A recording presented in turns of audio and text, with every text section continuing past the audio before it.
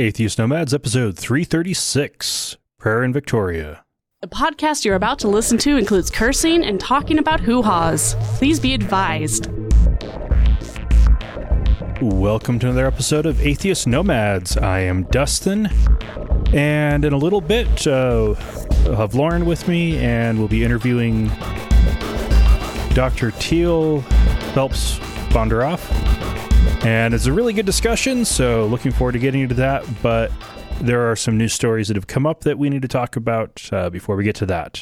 I definitely hate it when there's bad enough news stories that you need to get to them. So, all right, let's start off with Texas. A man shot and killed two people at a church service in White Settlement, Texas on Sunday. And there was a security team there that took advantage of a recent change in Texas state law that allowed for people other than the police to be armed while at a church. And that security team was armed, and they shot and killed him. This was a change in law because of attacks, shootings that have happened at churches in recent years, and some states have gone with the approach of, all right, let's let people in churches have guns, because there's a lot of states that have had laws prohibiting guns in churches, which is something that churches have generally been in favor of until recently, with basically evangelicals, the NRA, and Republican Party all being indistinguishable from one another. So it's no wonder that these rules are changing in places like Texas, and the shooter didn't...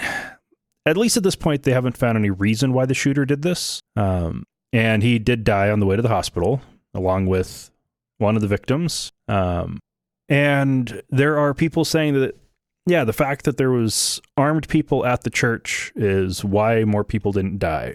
Well, I kind of want to counter that narrative because, for one, if nobody had guns at that church, including the shooter, the death count would have been lower.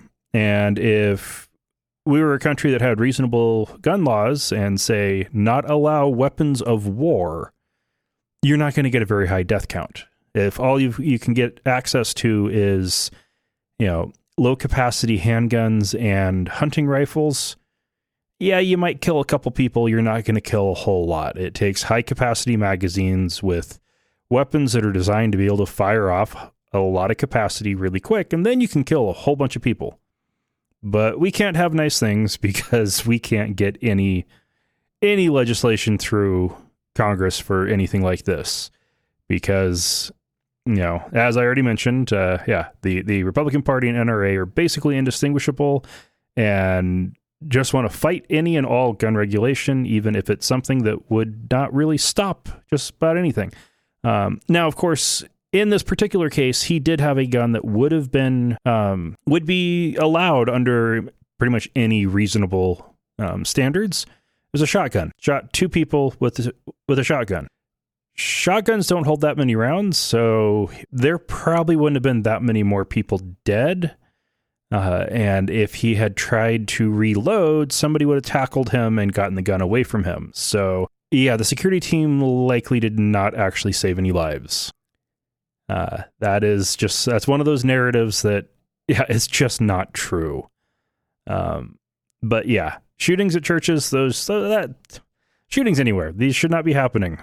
The even bigger story, though, is in New York, where there was a rash of anti-Semitic hate crimes and threats and slurs and attacks over the course of Hanukkah.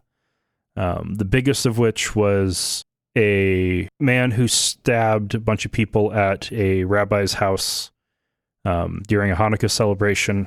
And he was captured, driving away, covered in blood.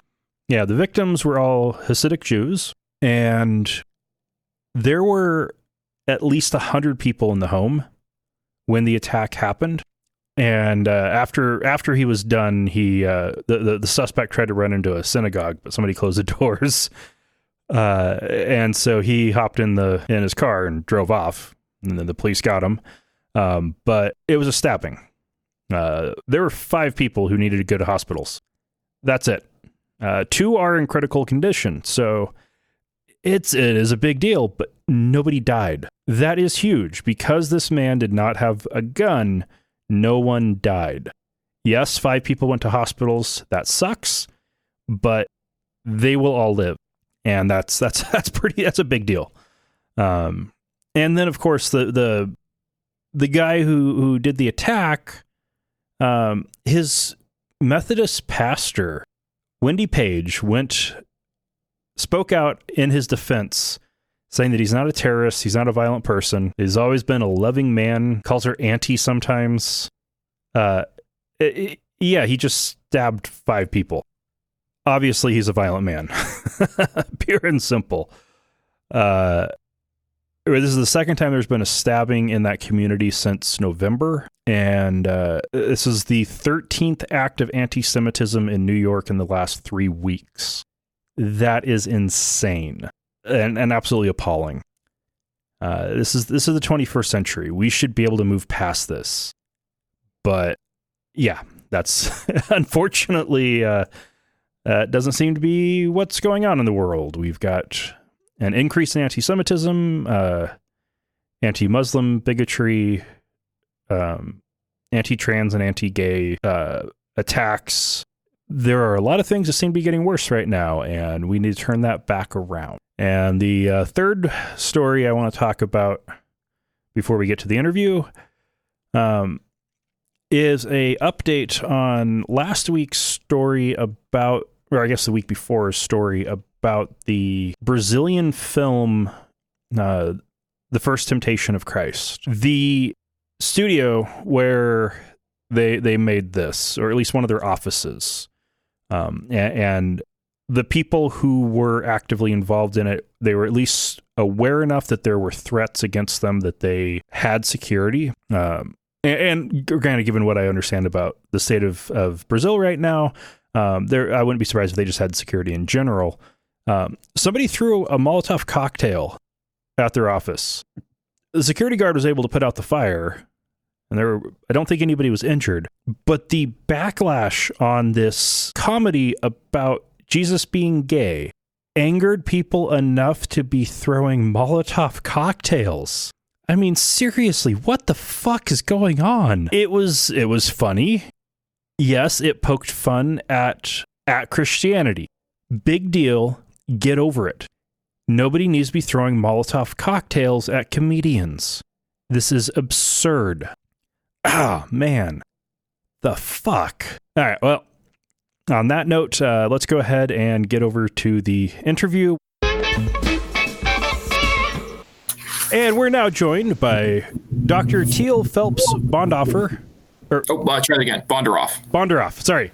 Dr. Teale Phelps Bondaroff. He was a little Bondaroff there. He is a... let's see, how would you describe it? Your profession is on Pacific fishery conservation-ish? So I have a bunch of different roles. I am the research director, or the director of research for the Oceans Asia, which is a marine conservation group that investigates and researches fish crime in Asia. I'm the chair of the Acks SBC campaign for free prescription contraception here in British Columbia in Canada. But I think we're mostly talking about my capacity. Oh, hold on. Rocco, Rocco, come here. Rocco. Yeah, if anybody makes noise in the neighborhood, if one dog doesn't hear it, the other will. And then they both bark. I used to have a neighbor who had a husky that would only howl when fire engines went past and not ambulances or police cars. And it was this like really sort of primal howl. It was awesome. Oh, wow. All right, should we start up again there? Yes, let's get back to... So the you got through contraceptives and now this third. Yeah. So I'll back up a few steps. Yeah. So I'm the director of research for Oceans Asia, a marine conservation group that investigates fish crime in Asia. I'm the chair. Like poaching and stuff? So people who are smuggling fish products. Yes. So basically, okay. Yeah, shark fins, swim bladders. I'm currently working on a big project on crime in the sea cucumber industry, which is turns out to be full of crime, violence, drug smuggling, and human trafficking. So yeah, that's one of the things that I end up doing. What? What is the connection there? Oh my god. Well, the connection is bad governance. So in places of low governance, people will take advantage. And so, if someone wants to smuggle drugs, they can also be, hide those beneath fish, and they can be fishing illegally, and they can have humans being trafficked on board their vessels, or poor human rights practices on board vessels and that kind of thing. But yeah, basically low governance. Yeah. Okay. Okay, they're not stuffing sea cucumbers full of heroin and shipping them. There are some examples of that. Puffer fish would be better, but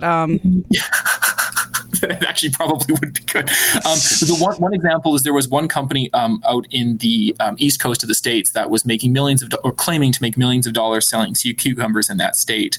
And unfortunately, not a single sea cucumber was available for sale in the state, and it was a front for drug dealing as a way of laundering. So it's all, the fish industry is full of crime, and there's lots of opportunities to look for. It has been for a long time.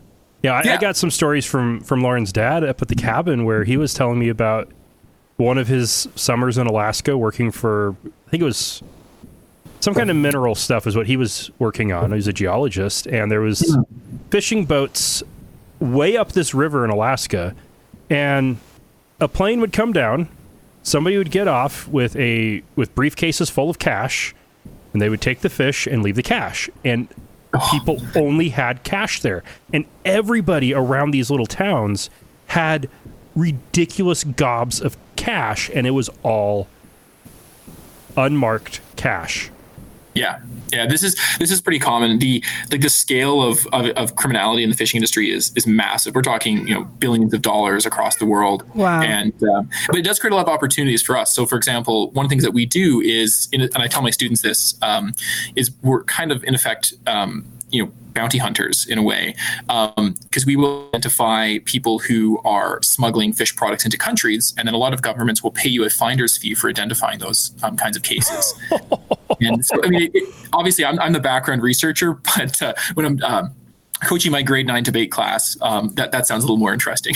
Yeah. Do you have an Indiana Jones-esque hat? I am known for my hats. This is true. That you wear while, yes, this is perfect. Okay. I see you in a movie in the future. This is... And I'm sure a lot of what you're dealing with is all under the North Pacific Fisheries Treaty. Most of the work we're doing is out of Hong Kong. It's the entrepot for most of the most shark fins and a lot of fish products in the world. And the largest markets for, say, the gray market for shark fins going into China is out of Hong Kong. So my colleague, who's our director, he's in Hong Kong, runs a vegan restaurant there, Hemingway's, and yes, we do most of the investigations there, but then a lot of the products are imported into other countries, and so then you can also sort of catch them there. And in a sense, you look at the different reports. So, for example, it's not illegal to export shark fins out of Hong Kong, and so they will fully report shark fins, but importing into other countries like Canada or the United States is very often illegal, and so they will change that to dried fish product. And that discrepancy, of course, is a lie and a violation of a lot of customs agreements, and so those companies then can be charged. Okay. Wow, that's fascinating. That is fascinating. Not what we're here to talk about, though. No, sorry, I had to go off on that. Okay, so you're trying to fight for establishing at least some semblance of separation between church and state in British Columbia. Yeah, so my position is I'm the research coordinator for the BC Humanists Association, and we, in this case, we're advocating for the separation of religion and government. And specifically, one of the things that we were looking at was prayer in our legislature. So most Canadians don't know this, so I wouldn't expect anyone else to, but sessions of our legislatures, whether they're provincial or federal, most of them open with a kind of prayer. Okay. And in British Columbia, they're opened with a prayer that's delivered by a member of the legislature or an MLA. And the practices vary across the country. So some of the provinces like New Brunswick or Prince Edward Island or Ontario start with the Lord's Prayer. Quebec and Newfoundland and Labrador don't start with any prayer. And Saskatchewan and Manitoba and Alberta have sort of different prayers delivered by the speaker. So it's kind of a varied practice. But here in British Columbia, we have members of the legislature delivering prayer. And they can deliver any prayer they want. And so there's considerable variation. And that's kind of the general status. But it's only members of the legislature that do it? Well, it's only members of the legislature that do the daily prayer. So each sitting on a daily basis starts with a prayer. But then when there's a speech from the throne, and that's when a new session starts, they will often invite a member of the public to deliver a prayer. And that's very typically a member of a certain religious sect or a clergy member. So there's kind of two different kinds of prayers. There's throne prayers, what we call them, delivered before the speech from the throne. And then there's prayers delivered on a daily basis by MLAs. That's a lot of prayer. Wow, yeah. It's a lot of prayer. So we ended up studying over 873 prayers from October 6, 2003 to February 12, 2019. That's awesome. Which is a lot of prayers to read and analyze. Yeah. That must have been so boring. But fortunately, I had 2 summer students do most of the detailed analysis. Interns, get me coffee and read 3,000 words. Exactly. 70,000 words in this case of more than 70,000 words of prayer. Yeah. That's amazing. Wow. Hiya. Okay, so before we get into the real detail on that, is there any guarantee of church-state separation in Canada? So there has been some jurisprudence on this. The best case that people should look at is the Saguenay decision. And the Saguenay decision, in essence, resolved this question at a municipal level. So what was happening in the town of Saguenay in Quebec was every sitting of the municipal council was started with a religious prayer that was overtly Christian and involved mention of the Father, the Son, and the Holy Spirit, and all the councillors would cross themselves. So and in Quebec, we'd be talking specifically Catholic. Yeah, it was overtly Catholic. That's correct. Yeah, and then Elaine Simoneau, a Saguenay resident, objected to this practice because he said that it, obviously did not conform with the principles of separation of religion and government. This went all the way to the Supreme Court, and in that decision, the Supreme Court ruled that the state has a duty of religious neutrality.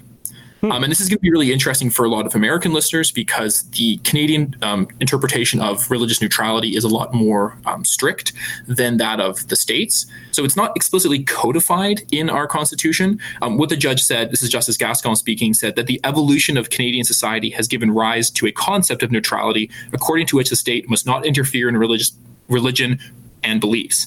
The state must instead remain neutral in this regard. This neutrality requires that the state neither favor nor hinder any particular belief, and the same holds true for non-belief. Wow, awesome. So, in essence, it's an evolution of the concepts because we have a slightly different constitutional structure than in the States. Right. Okay.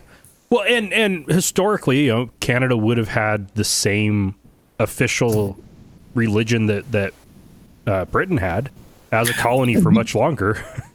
Yeah, so like before before Confederation, that would have been the case. And then of course, then it becomes very political because you have Upper and Lower Canada, where one is French Canadian with a more Catholic tradition, and one is English Canada with a more Protestant tradition. So there's definitely conflicts there, and we've had religious conflicts in Canada in the past as well.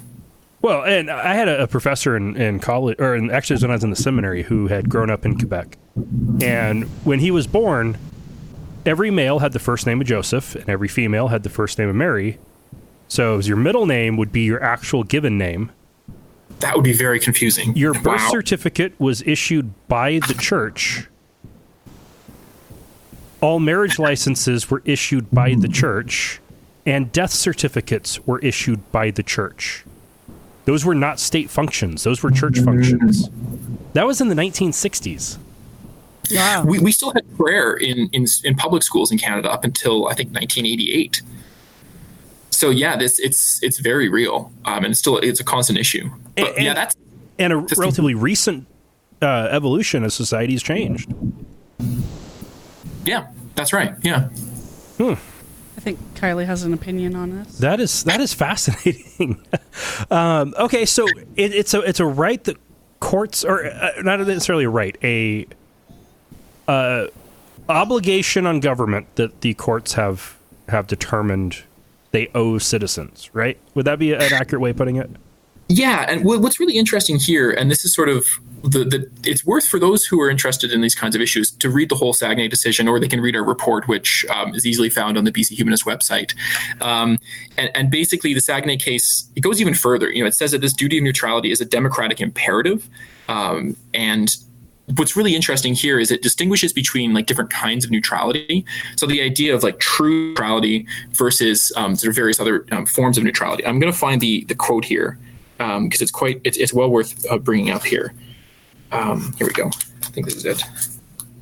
Yeah, so there's a lot of times the argument is raised that, opening a session with a prayer is sort of a way of solemnizing the situation. And in American jurisprudence, the idea of ceremonial deism or civic religion has been introduced. So the idea that the inclusion of the words like God in pledges of allegiance or in national anthems is a form of ceremonial deism, which strips the religion of everything but the core, the sort of core allegedly unifying factor. But of course, it's sort of the off-brand, no-name version of religion, which kind of makes nobody happy, and it continues to exclude those who don't believe, right? But what was interesting in the Saguenay decision was the judge really put to rest these arguments that, prohibiting the practice of starting sessions with a prayer somehow excludes believers, and basically differentiating between individual belief and state belief. So like when an individual stands up in front of the legislature to deliver a prayer, and they are invited to do so by the speaker who asks them to join to lead us in prayer, they're performing a state function. And in so doing, they are putting the state in breach of its obligation for religious neutrality. And what the judge said in Saguenay, and I don't have the exact words here, and I can dig them up if need be, but what they basically articulated was the difference between neutrality and other sort of versions of neutrality. And in this situation, the judge articulated that the opposite of articulating a religious belief would be starting a session with a denial of a religious belief, not simply not having a prayer. So rather than starting, so instead of starting a session with something complicated. It's kind of complicated, but it basically, it would be the opposite of starting a session with a prayer would be starting a session with the affirmation that there is no God. So, something like there's almost certainly no gods, therefore let us commit ourselves to tackling the challenges that face our province with reason, wisdom, and empathy. That's one of the prayers that we proposed to the House as an alternative.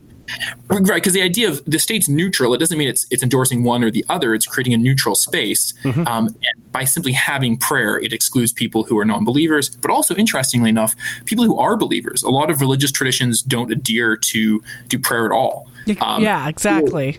Even many Christians would object to having public prayer. So, for example, if people take Matthew 6:5 seriously, right? The idea that public prayer is prescribed. So there would be a lot of religious sects that would say that public prayer trivializes it itself. All right. We actually, on that note too, on trivializing prayer, one of the things that we found when we studied the prayer in the BC legislature was a tendency to have partisan content coming in. So we had some of the prayers threatened unions. Some of them thanked God for shipping contracts and beef. And so it's, when politicians do prayer, they tend to do prayer badly. And sometimes they're taking overt partisan swipes across the aisle. Thank God for my football team. That one we didn't have that one, but the thank God for shipping contracts was particularly bad. And there was another one which it's kind of sounded like a mafia threat. I can read it at length if you guys are interested. Yes, absolutely.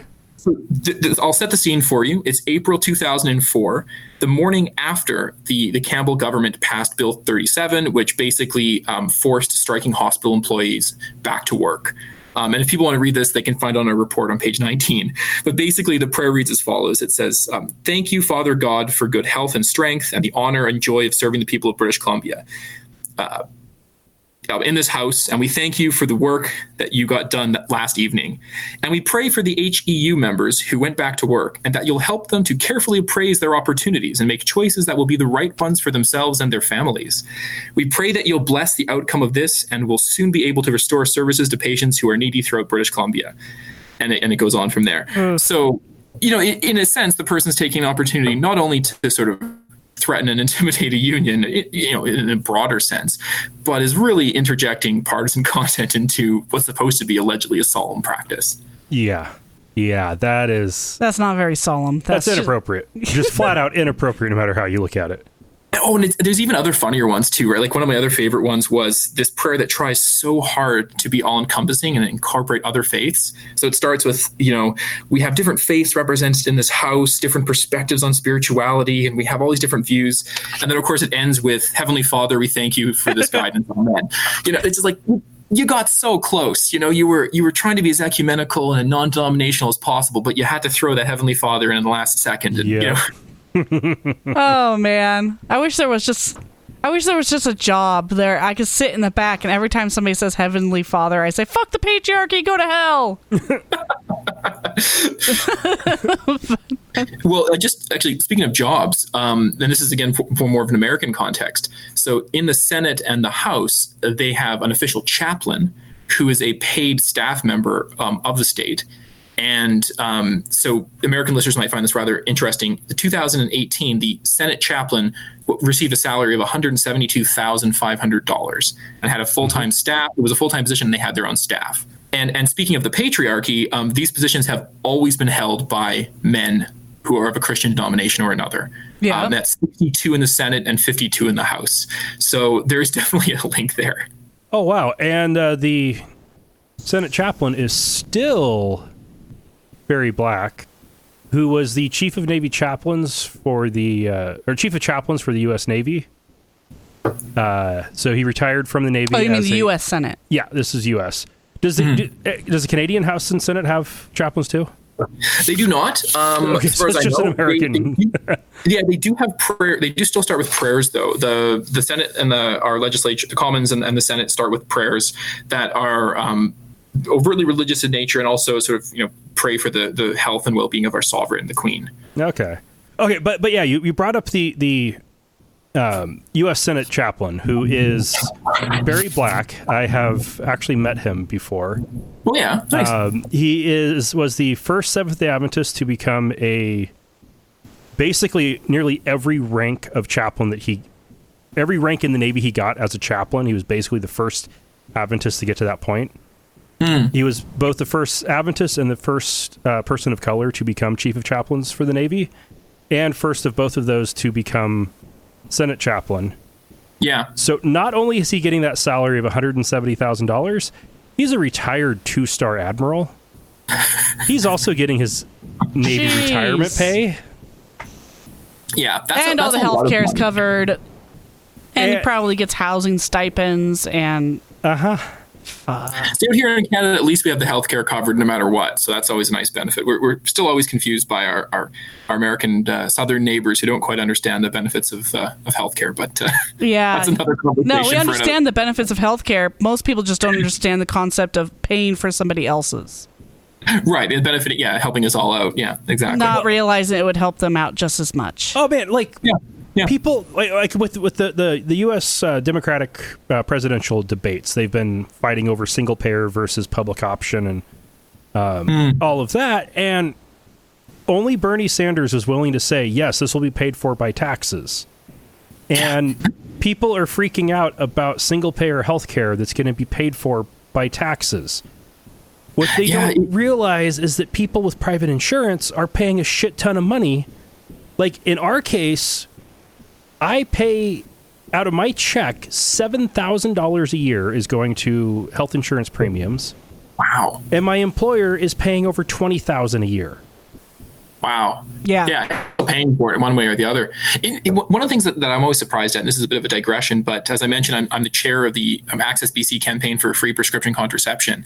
And, taking, healthcare a step further, we've been advocating out here for not just free contraception, but pharmacare, universal pharmacare for all. And it's amazing how it saves tons of money. So you're doing advocacy on contraception and someone says, I don't want to pay for someone else. And you say, well, you're actually already paying for them. And in fact, you're paying more. In our province, one study found that if we made all contraception universally available at no cost, it would save the province $90 million. And that's a 10-year-old study, and those are direct medical costs.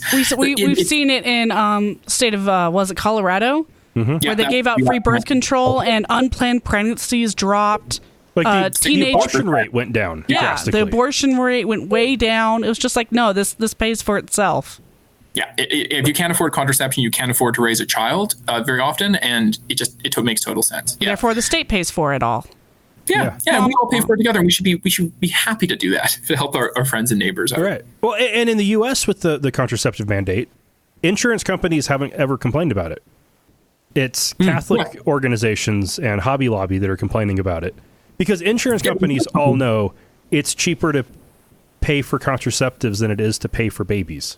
Yeah. Oh yeah, because planned pregnancies have way lower rates of maternal and infant health issues, right? So that's an obvious step right there. Yeah. Plus, babies, kids are expensive. Yeah.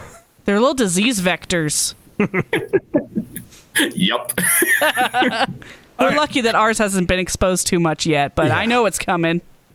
All right, so with these trends you were finding in the prayers, how do you? I read through your article on your website about it. I didn't actually read the full report. Sorry, lazy. That's excusable. But there definitely seem to be some partisan differences in how the prayers are performed. Yeah, so I can back up one step here because people may not be familiar with the structure of the BC legislature. In essence, we have two major parties in British Columbia, the Liberals and the NDP, the New Democratic Party, that is. The Liberals are sort of a center-right party. They reformed from an old social credit party and are the more conservative party, despite the name, which might confuse American listeners. The New Democratic Party is a social democratic party, so they're sort of center-left. And we do also have a third party at the moment, the Green Party. They have 3 MLAs, and they currently hold the balance of power, so we have a minority government situation. Oh. And yeah, so it's an interesting setup. But we excluded I miss central governments. I miss the concept of anybody being central. Yeah, and this is still like Canadian context, so it is a bit more left shifted compared to the States. Yeah. Although the Liberal Party has a pretty diverse range of views represented. Everything from sort of federal liberals to hard social conservatives are sort of fall under that umbrella.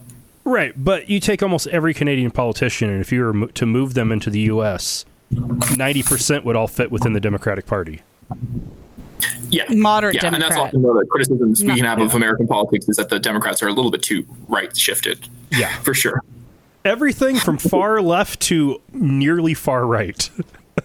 Yeah, and so return to your question then. So the two parties there was a lot of difference in their content. So, for example, we found that the NDP MLAs were marginally more likely to deliver secular prayers, and as compared to their liberal counterparts. And they were also more likely to use First Nations language, which is significant. We're in a stage of truth and reconciliation where we're trying to work through our historical injustices against First Nations people. And so you can see a remarked distinction between First Nations content in NDP and liberal prayers. That's we also awesome, found by the way. Yeah, I mean, there's a lot of progress to be done. So, like when it comes to First Nations content, we're releasing actually another report on this exact subject probably in the new year. When it comes to First Nations content, despite the fact that there's been a marked increase, they're still significantly underrepresented. So we only found 42 prayers that had a single word, 1 prayer with a sentence, 1 prayer with multiple sentences, and 5 prayers delivered in their entirety in a First Nations language. And that represents in total about a little under 5-6% of all the prayers delivered. And about how would First Nations fit within the total demographics of BC? I don't actually have those numbers off the top of my head, but there are multiple different First Nations communities, somewhere upwards of 47 different languages. And so one of the things that we were recommending was, the fact that we start each session with a prayer, but don't start with a territorial land acknowledgement. I don't know if that's a thing in the States or elsewhere, but in Canada, in a lot of places that are working towards reconciliation, they'll start a meeting with acknowledging that they're on the territory of various appropriate First Nations peoples. In British Columbia is particular in this case because we don't actually have treaties with our First Nations peoples. So unlike a lot of the rest of the country where treaties were negotiated with First Nations, in British Columbia, a lot of times, in almost all cases, they weren't. And that means that we're on unceded territory. So even our legislature is built on unceded territory. That's fascinating.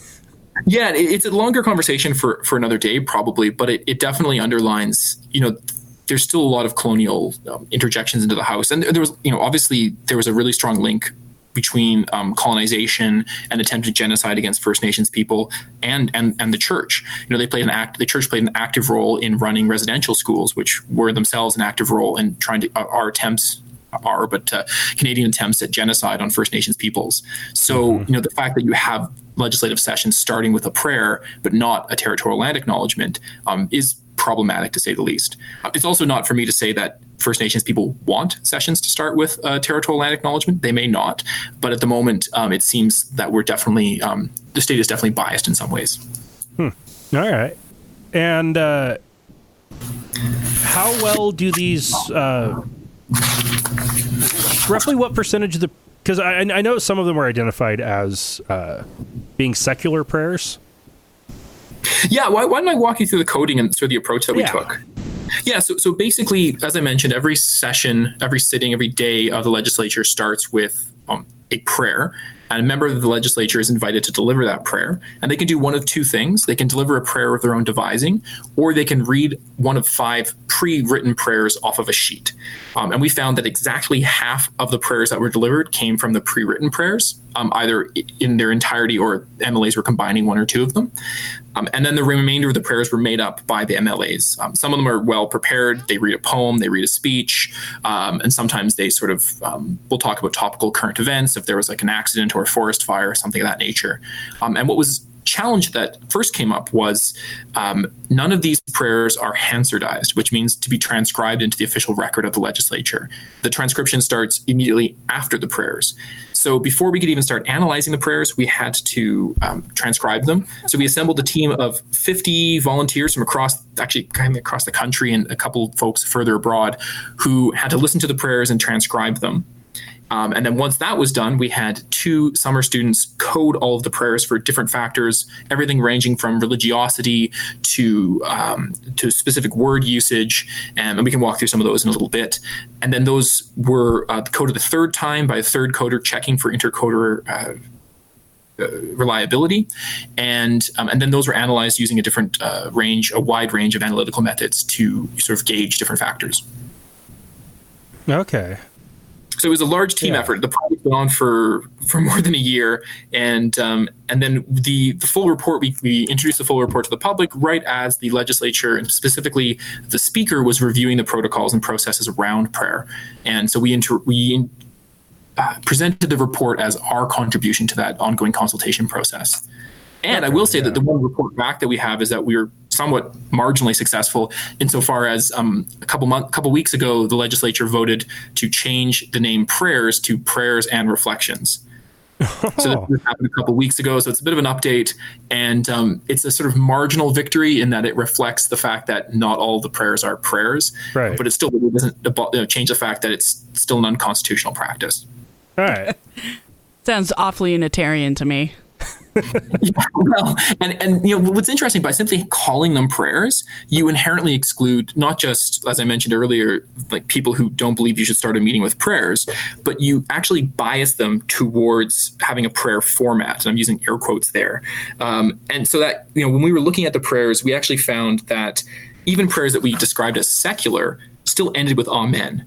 So people were sort of felt themselves forced to follow the prayer structure, even if they were trying to deliver a prayer that wasn't seen as religious. So, for example, 88.7% of all the prayers that we identified as secular still ended in amen. Now, would those prayers that you identified as secular have any appeal to a higher power? So we were very conservative in how we coded things. So I'll bring up my coding here. Give me one sec. Sorry, you're hearing good Foley work here in the background. Yeah. Just want to make sure I bring them up properly. We have all this stuff, all the details of the coding included in the appendices. Basically, we would code things as not a prayer if they were something like someone reading a poem or a citation from a book or repeating a secular quote from an individual. We coded prayers as a secular invocation or a secular prayer, and again in air quotes, if they were not specifically invoking or directed towards a deity or the transcendent. So basically, there were some prayers that were like, we'd like to give thanks for living in a beautiful province with lots of resources. That could actually be interpreted as it's not directly directed to a deity or invoking them in any way. So we describe that as secular. It's still, in a sense, a prayer. And again, having that structure would still exclude non-believers or individuals from faiths that don't believe in these kinds of deities that might interfere in the world. But basically, that was our definition of a secular invocation. And then we had non-sectarian prayers, and those were prayers that did invoke a deity or the transcendent or a supernatural power or relied on religious language, but where we couldn't identify the exact sect or religion that was being delivered. And again, we were very conservative so that if a prayer mentioned Lord, we didn't include that automatically as a Christian prayer because there are other faith traditions that use that language.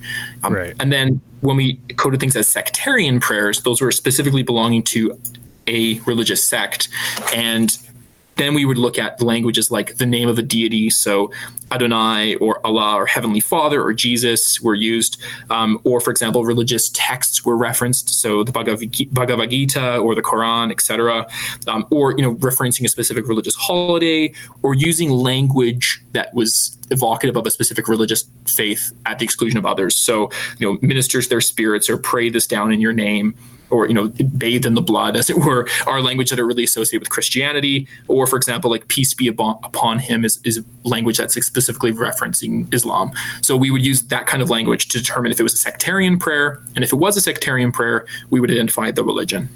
Okay, so really that is really generous,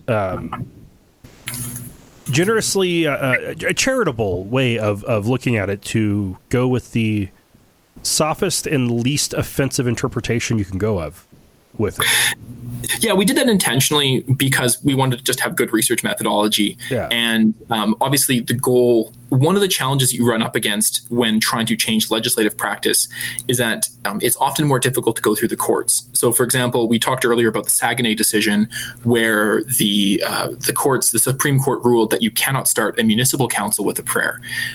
But there was a mention in that court case that this does not apply to, or this may not apply to legislatures, because they're protected by parliamentary privilege, which basically allows and protects legislators from saying things that may otherwise get charged with outside of the House, so libelous comments and things of that nature.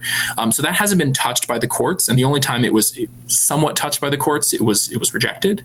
Although what was interesting in that case, and I bring up the case name in a sec, what was interesting in that case is the justice noted that parliamentary privilege should not protect against overtly discriminatory actions. So, for example, if only men were allowed to talk in the legislature, that would still be discriminatory and clearly should not be covered under parliamentary privilege. And similarly, one could extend that to the practice of starting sessions with prayers. So there is a court case potentially waiting to happen in that, but because that's sort of further down the line, potentially, we instead decided that it was better to have as rigorous a research proposal as possible to inform politicians about what's actually going on. And the main reason was, when we were talking to people about prayer in the legislature, a lot of them, first of all, didn't know it was a thing. But then a lot of them would say, oh, yes, but it's very diverse. We've had a couple of Jewish prayers and we've had some Muslim prayers. And so we didn't actually have a way of gauging, well, then how many Jewish prayers, how many Muslim prayers? It turns out vanishingly few. But we needed to do the quantitative analysis to determine that in order to demonstrate that the current practice excludes and discriminates. Well, and if it's only members of the assembly that are there, then for one, that is going to provide extra protection against the courts under that parliamentary privilege, because those are members of parliament speaking, or of the legislative assembly speaking within the legislative assembly. Well, so keep out of it. What's interesting is actually the UK starts their sessions with a prayer, but members of the public are excluded. And in some legislatures in Canada and in the provinces and territories, they will turn off the cameras for the prayer. And therefore, it's seen as sort of a very personal action for the MLAs. Obviously, it's still discriminating against the MLAs themselves, who may not be believers in that case, or believe in different faiths. But it's slightly different than in British Columbia, where members of the public are able to watch and it's broadcast live. So that becomes a bit more of a problem. But the parliamentary privilege one, it's quite nuanced, and it's one of those ones wherein I mean, it's one of those things where the judges in courts really have to sort of hash it out.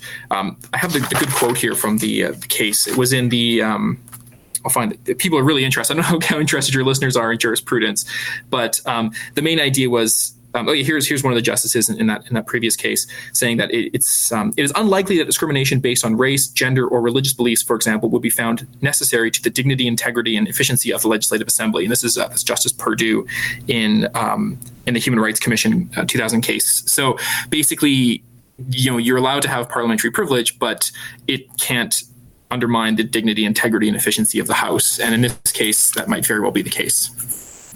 Okay, and non-Christians, well, at least not Christian and not Jewish prayers were underrepresented compared to the demographics. Mm-hmm. How did that compare to the makeup of the legislature? So we don't know the religiosity of our legislators. there's no record of, there's not a little sign beside them. So we weren't unaware of, and this hasn't been surveyed. So we don't actually know whether we have X percentage of legislators are belong to one faith group or another. So we wouldn't be able to say that much. But just to return to a couple questions ago and then tie this into demographics, we combined the sectarian and non-sectarian categories because they're both religious in nature. And we found that 71.2% of all the prayers were religious. And we were only able to determine the religion in 21.7% of the prayers using that very conservative coding I mentioned earlier. And in that case, 93.1% of those prayers were identified as Christian. So when we're looking at the prayers in the House, where we could identify the religion, they were disproportionately, overwhelmingly religious in nature. And then how does that does make sense? Because if you've got, say a Buddhist doing a Buddhist prayer to mostly Christians, odds are that Buddhist would be trying to keep it pretty vague. Well, and this is kind of the idea of having a prayer. It creates a space for Christian prayer wherein people who are other believers or who are non-believers are seen as guests in that space, right? So you're right. And that's kind of why we saw people who are delivering otherwise secular statements still ending them with amen. It's kind of like you're invited to give grace before someone's dinner starts. You're still going to sort of adhere to some kind of grace-like structure, even if you give a more secular grace, right? And these numbers, like you were mentioning Buddhist prayers, so we found that very few of the prayers were Buddhist. So we had 0.5% of all the prayers were identified as Buddhist. And, just breaking down the overall makeup of British Columbia, in the last household survey in 2011, about 44.1% of people in British Columbia identified as having no religious affiliation. And in a survey done by the BC Humanists Association, because the questions that were asked in that survey were a bit vague, we found that 64.2% of British Columbians identified as having no religious affiliation, but 70+% of the prayers delivered in the legislature are religious in nature. So you see this discongruity between the different, the representation of prayer in the legislature and people's actual beliefs in society. Well, and you're likely to get, especially with Church of England and Catholics, which are both rather large churches in Canada, you're going to have a fair number of people who, depending on how you ask the question, will either answer they're a part of it or they aren't. Yeah, and the question was less about, do you identify, I believe the question on the household survey was something like, do you identify with this group? So someone could be a Catholic and still not believe in a God, right? Being a cultural Catholic. So yeah, this is why it's always difficult to measure these kinds of things. Yeah. Yeah. Do you believe it? Are you a member of this organization versus do you identify with the organization versus what do you actually believe? Yeah. Those are all very different questions. And there's survey biases too. Like people will often, answer that they do believe even when they don't, based on the way the survey questions asked and just sort of social pressures and depending where they are. So it's one of the things I learned hitting the literature on religiosity is that it's very difficult to measure. And the only thing I picked up in the literature that was consistent was almost all the researchers say don't make up your own scale of religiosity, use someone else's, but then they go on to use their own scale. So. Oh, that's awesome. But yeah, and I just found those same numbers. Wikipedia has them. Right. So, but I did find the 2016 percentage of the population that is of Aboriginal origins. In BC, right. Yeah, what's that number? It's 5.9%. Yeah, so that's over the percentage of people who identify as Sikh in British Columbia, right? And we noted that there were 0 Sikh prayers. Wow. So again, you've got 4.7% of people in British Columbia identify as Sikh. They had 0 prayers. Again, the only group that was overrepresented were Jews, wherein 2.1% of the prayers that we identified the religion were identified as Jewish compared to 0.5% of the population. One jurisdiction that's tried to resolve this overall issue, rather than abolishing prayer, Scotland has come up with a process where the prayers reflect the demographics of their society. So if 40% of Scottish people are secular, they will have 40% of the opening invocations as secular. And that's somewhat decent, although the analysis I've seen about the Scottish legislature is that while they have pretty good representation for those demographics, they're disproportionately men. Yeah. Yeah, they are. Yeah, most legislatures are predominantly male. Well, these are invited guests, so they invite people into the Scottish legislature to deliver their invocation, and they control for religiosity to ensure that they have a spectrum represented across, the actual percentages in the population, but they didn't quite check for other factors. Right. So then they're falling into the trap of predominantly you're going to be inviting across a broad cross spectrum religious leaders, right, who have a tendency to be male. Exactly. Although, I mean, there was always news stories about, a young woman was asked to deliver a secular invocation in British Sign Language, for example. These are things that you can start your legislature with. So when we made our recommendations based on our findings, we had sort of three primary recommendations. The first one was abolish the practice altogether because it's inconsistent with our constitution and jurisprudence. The second one was to replace it with the First Nations territorial land acknowledgement because reconciliation. And the third option was to replace it with a moment for silent reflection. Which is, I think, that's the practice that's done in Quebec. But then, we kind of, because we recognize that the legislature might be, because we recognize that the legislature was maybe less likely to adopt those approaches, we recommended that they adopt the Scottish model. So that's where they invite a presenter to deliver a prayer or reflection, and that those people are, directly proportionate to the BC population.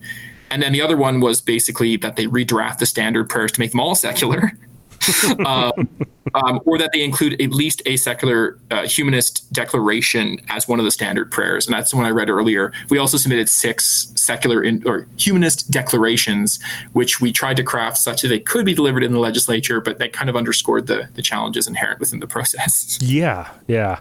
Oh, man, yeah, because we went through that here locally with the Ada County Highway District. So when you're talking about the importance of a legislative body, they're pretty low on the totem pole. But they were going to start adding in prayers because thanks to Greece versus Galloway, they could. So we got a number of people from the local atheist community there at the meetings asking them to stop. I wrote in. I wasn't able to attend any of the meetings, but was in contact with actually some employees there who were actively fighting against having these meetings that they have to attend as part of their jobs include prayers. And I had fun making it very clear that if you do this, you must invite us to be at the table too. Yeah. And that's one of the challenges you get. You often have non-believing groups excluded because they're not seen as, we're going to engage with faith groups. Well, the lack of faith is, often excluded from that calculus, right? Yeah. And you actually raise a really good point, which is this is someone's workplace, right? So it's almost like, you work at Starbucks and every day before you start, before you open the doors and turn on the lights, you start with a prayer to the coffee gods. That would not be appropriate in any other workplace. And it's been found to not be appropriate in municipal councils and in schools. And it's just the legislatures where this is sort of a holdout, and it's only parliamentary privilege, which is potentially preventing that from changing. Actually, my workplace, at about 8:15 in the morning, give or take 5 or 10 minutes, somebody comes on the intercom and reads the daily prayer that gets emailed out to everybody. Oh, seriously?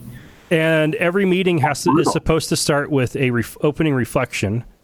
Some people put the effort into finding some secular quote that they read. A lot are very lazy and just read the daily prayer.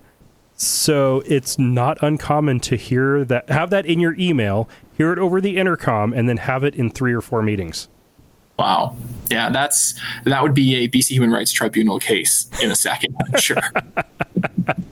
If you are looking for some secular invocations, page 106 of our report has 6 that we drafted as a team. And some of them are a little bit more, overtly humanist, but some of them I kind of like. So I kind of like them all since we included them in the report. But if you're ever looking for some, we have 6 that we wrote there. One of the ones, for example, is rather than bowing our heads and closing our eyes in deference, we should open our eyes to face the challenges that confront us. Let us commit ourselves to improving the lives of all British Columbians with reason, wisdom, and empathy. Okay, nice. So we were trying to, riffing off some of the, after reading 870 plus prayers, you sort of, get the gist of these things. So you can riff off them a little bit, but also, develop an invocation that's actually going to encourage meaningful thought on the part of all participants without excluding folks for their beliefs. Mm-hmm. Very cool. All right. So you've got the report done, you've sent it off, and you're already starting to see some evidence that it's being taken seriously. What follow-up do you have planned on this? Yeah, so just walking people through the campaign, basically we conducted research for more than a year, again, transcribing and coding all these prayers. We drafted the report. We participated in the consultations with the House of the Speaker. And then, again, very recently, the House unanimously voted to change the procedures from prayers to prayers and reflections. And part of that, I think, we can attribute to a letter writing campaign that we ran. So the BC Humanists ran a protracted province-wide letter writing campaign to encourage MLAs to change the practice. And at the moment, we obviously stopped the letter writing campaign, given that small success, but we're going to keep pushing, mostly because regardless of whether you call it prayers or reflections, it's still exclusionary and discriminatory. And so our next sort of steps are going to be to continue to lobby MLAs to change the practice. That's sort of the best way to change the practice, is to have members of the legislature simply vote to change their practices, which they're able to do. They've already done this for dress codes, which were horribly sexist. And so it's the precedent for changing practices is very eminent and very obvious. And then we're going to keep sort of pushing from that perspective. There's a couple other areas of research that we're working on. We are working on surveying municipalities across the province and to see whether they're in compliance with Saguenay. One thing that was interesting that we found was, there's been this sort of monumental 2015 decision in Saguenay that says that you cannot start a municipal council with a prayer. So that begs the question of, okay, which municipal councils in the province still start with a prayer? So our research, when they finished coding all of our prayers, they went through every single municipal council's minutes from their inaugural and their general meetings to verify whether or not they're in compliance with Saguenay. And it turns out that we found 26 municipalities that are in violation of this court decision that continue to start their inaugural meetings with a prayer. And about how many municipalities were you looking at total? Let me find that number out here for you. One sec. I'll bring that one up here for you in a sec. I'm just curious, is that a small minority or a pretty big? Not a majority. So let me see how many official. These are municipalities that range in size from Vancouver to Lumbee. So there's 162 municipalities in the province, and of those, we found that 26 started their inaugural meetings with a prayer. And looking at those prayers, they were always delivered by invited presenters. All of those invited presenters were Christian ministers of some denomination or the other. Okay. And again, they range in size from my municipality here in Saanich, which is about 119,000 people, to tiny towns like McBride, where there's 616 people. Oh, sorry, not McBride. I excluded that. Never mind. They were good. But small towns like 100 Mile House, where there's about 1,800 people. 100 Mile House? That's what it's called? 100 Mile House. Yeah, we got some. British Columbia, we got some fun names. So Chilliwack City Council also violated Saguenay. Peachland was also in violation. So there's a fun range of names in British Columbia. That's awesome. But yeah, so that's one thing we're doing. And then we've looked further afield beyond British Columbia, because the Saguenay decision applies to the entire country. And so one of our projects for next summer is going to be looking at compliance across the country. And, if we found 26 cases here in British Columbia, we're certain there's other municipalities that are in violation. So then the step there involves identifying the municipality, sending them a polite letter to let them know that their last inaugural meeting violated the Constitution, and then watching to see if they are in compliance next time around, because it was a recent decision. So there was only about 3 years between the decision and inaugural meetings. See if they're in compliance. And if they're still not in compliance, then we could send more than a polite letter. Right. And then another research project we're working on is looking at separation of religion and government in tax policy, looking at permissive tax exemptions for places of worship. So those are sort of our next two big reports that are going to be coming out. And then are you looking at state-funded religious schools at all?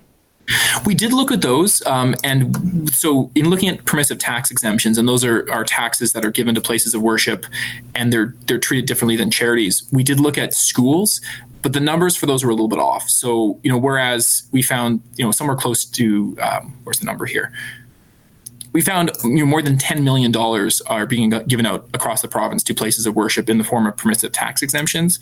We only found sort of $600,000 for private religious schools. And it was very difficult to separate religious schools from non-religious schools when it came to the private education system. So we have looked at those numbers, but the methodology was it's a bit harder to really pin down where the money is going. So that's a study for another day, but it's something we have been looking into as well. Okay. And my understanding is, at least in parts of Canada, there are religious schools that are the public schools?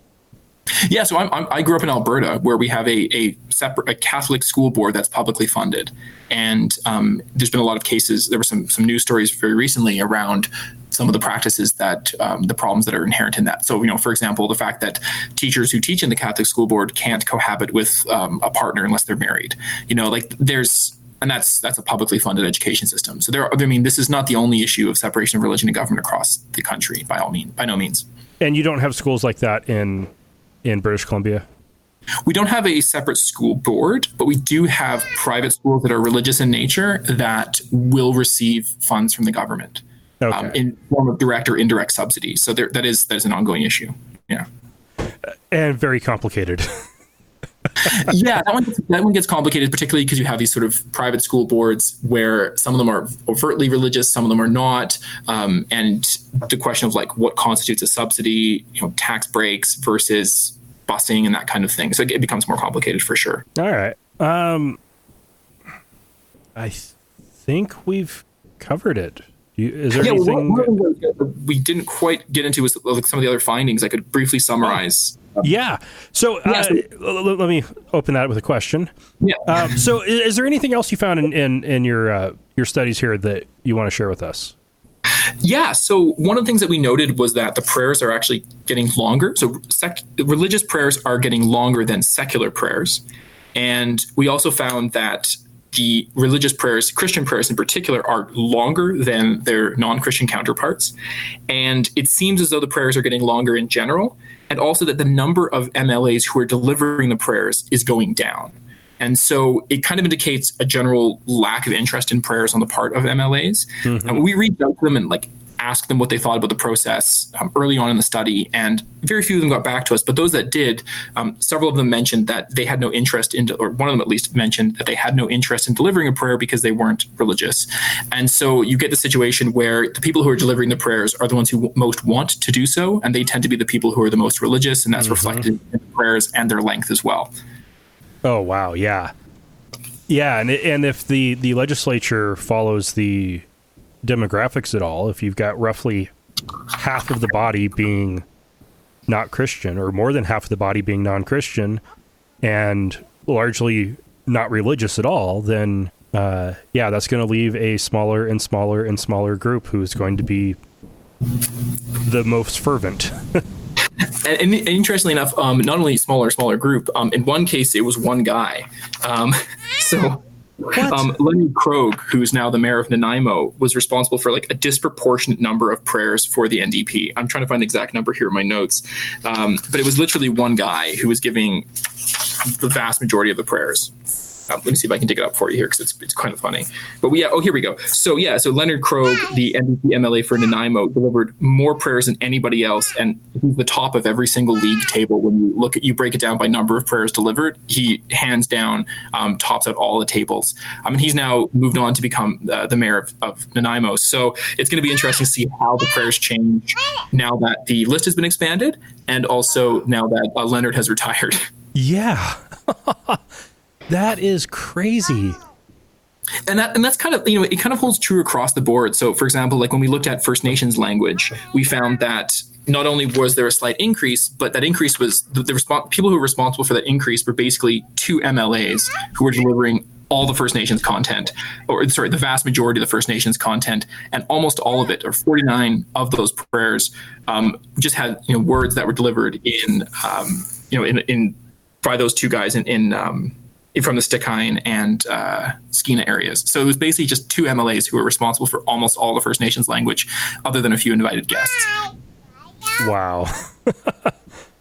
Okay, so basically what you get is, it just comes down to who you've got in the legislature. Yeah, and that's why it's really easy to change. It should be easy to change, right? And the thing I think that's most interesting about this study for people who are outside of British Columbia is looking at the jurisprudence around legislative prayer in general. So we found that, the Canadian case is the Saguenay case differs dramatically from like American jurisprudence.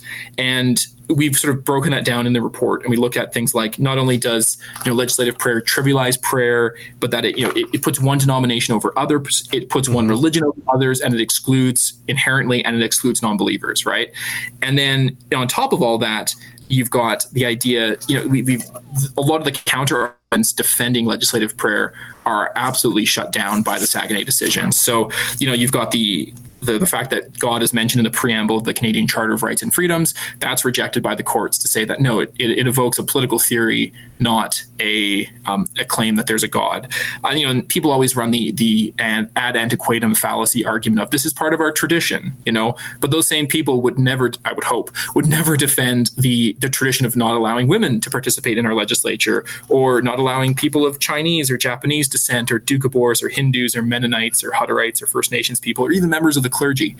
So, traditions should change when they've been found to be exclusionary, Oh, yeah. And this is one of those that's just so outdated. It just needs to go. Well, yeah, and what's challenging is that other times this has been tried to be altered. So, for example, Ontario, it was brought up in Ontario, and the Ontario government proposed changing it. Their websites broke because of all the feedback they received. And so what they did was they continued to open their sessions with the Lord's Prayer, but they would add a revolving prayer from a different religious denomination. So again, they're still excluding non-believers, and it didn't really address the issue of on its head. But a lot of people in that case basically argued that it was good to have a prayer at the beginning of a session, and were unable to articulate why. And the reason they were unable to articulate why is because it actually fundamentally excludes people. Right. But if it's something that what of how a meeting starts, because it's always started that way, is with a prayer, then that tradition in your mind is how you start off the day. Yeah. And then that kind of, again, like this comes up a lot in American jurisprudence around the idea of like civic religion and ceremonial deism, the idea that starting a meeting with a prayer somehow solemnizes that occasion. But by saying that starting a meeting with a prayer solemnizes it, you're inherently saying that you're inherently privileging religion over, the supremacy of religious belief over non-belief, right? So, and that becomes hugely problematic when you have a society that is diverse and has a diverse, range of views. And so, the idea of like religion is solemnizing occasions is hugely problematic and discriminatory. Well, I'd even take it from the standpoint of saying that it solemnizes it is denigrating the importance of that legislative body. Well, and not only that, their election by the people is what solemnizes their meetings. Yeah. Oh, and we have all these other things that are secular that solemnize the occasion. There's ceremony, there's pomp, there's the building itself, the fact that the desks are 2 sword lengths apart, the fact that the speaker has a tri-cornered hat and a black robe, all these other aspects add solemnity to the occasion. And tri-cornered hat and black robe? Oh yeah. I'm a big fan of hats, and so the Speaker of the House has a wonderful tricorn and black robes that they wear in a classic traditional way. Yeah. Oh, wow. And that adds solemnity to the meetings, right? And the Speaker can remove people who break decorum, and the Speaker could start the meeting with "Let's all play by the rules," and that kind of thing. If it was an issue, if it turns out that people in the legislature are habitually, violating the decorum, then the Speaker's job is to point that out, not through some kind of, I was going to say a Monty Python, some farcical aquatic ceremony or something that doesn't actually have that effect. Wow. All right. Well, we are out of time. Yeah, well, it was lovely. It was lovely chatting with you guys, and I think the main takeaway I think that people would hopefully absorb is the difference of what is state neutrality, and they can look at page 37 of the report, where basically it reinforces that true neutrality presupposes abstention. And I think that's the main thing, that remaining silent is not endorsing religion or non-religion, it's simply remaining silent. And that's how the state should behave when it comes to religious aspects, and that's what we want to see in the BC legislature and in legislatures across Canada. Well, and I'd love to see that brought to the U.S. some. It's a powerful argument. It is, and it really needs to counter the idea of ceremonial deism that sort of worked its way into American jurisprudence. Well, and it's in the U.S. It's been it's in, I think it's 36 state constitutions that government must remain neutral on all matters of religion. And it's all because they didn't want the government to be favoring one particular group. Usually it was anti-Catholic or anti-Mormon, but that's why. Well, and that's kind of that broader discussion about like what is neutrality, and the people who are really interested in breaking this down, they can look into the difference between open secularism and rigid or strict secularism, which are kind of these different kinds of ways of presenting secularism. One of the options is, I think you brought this up already, if you're going to start a meeting with a prayer, you have to let everyone deliver a prayer, whether that's Scientologists or Satanists or Church of the Flying Spaghetti Noodle Monster. You can do that, or you can have no one start with a prayer. And those are different interpretations of secularism. Yeah. Ultimately, if people choose the first option, you're going to exclude some people. Like, oh, you brought in the Flying Spaghetti Noodle Monster Church, but you forgot the Eckists. You're always going to exclude somebody. And so the better approach, and in this case, one that's consistent with the Canadian Constitution and jurisprudence, is to not start with a prayer at all. Oh, yeah. Well, and like that's what we ended up with the Ada County Highway District. That's what they concluded, was that it's so much easier just to not bother. Yeah, and it just causes so many problems. We don't actually have a really active Satanist movement out here in Canada. Otherwise, they would probably be waving their upside-down crosses at this issue, I suppose. Yeah. Oh, man. All right. Well, where can people find you if they want to find more about this? Yeah, so people can find the report at the BC Humanist website, and they can learn more about me and my research, everything from fisheries to contraception to my other research projects at teale.ca, teale.ca. And I'm doing everything from noise pollution to fisheries to contraception to political strategy on there. So they can learn more about my different projects there. All right. And I'll have links to all of that in the show notes. Brilliant. I'll mail those links over after. All right.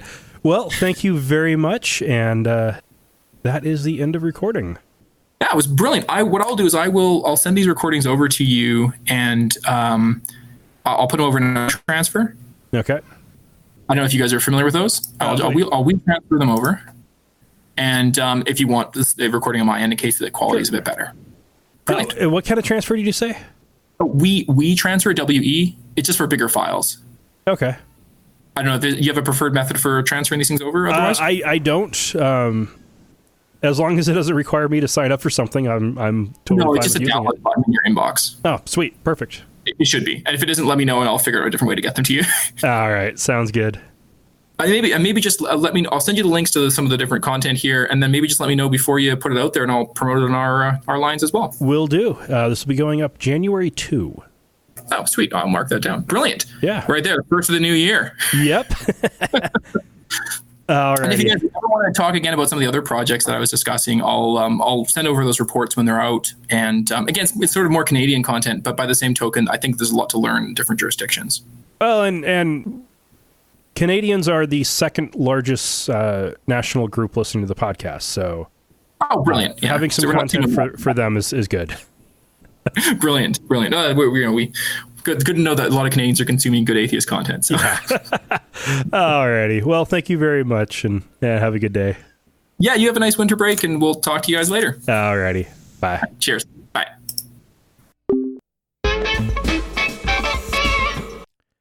All right. Well, I hope you enjoyed the interview. And this week, we don't have any feedback or any new supporters to talk about. But I do want to make sure that we wish you a happy new year, and be on the lookout for the first episode of Schisms on Monday. And you'll be able to find that at schismpod.com, or look in just about any directory right now and you'll find it there. Be sure to subscribe to it if you want to get this show. It's going to be a lot of fun, at least a lot of fun for me, getting to talk about history in ridiculous detail. So check it out, subscribe to it, get it when I release it on Monday. And until next week, remember, not all those who wander are lost. Thank you for listening to another episode of Atheist Nomads. You can find show notes and contact information at atheistnomads.com. Follow us on Twitter at Atheist Nomads, and like us on Facebook at facebook.com/atheistnomads. Please subscribe to the show in iTunes, Stitcher, or your podcatcher of choice, and while you're there, feel free to leave us a review. Theme music is courtesy of Sturdy Fred. Until next time, this has been the Atheist Nomads.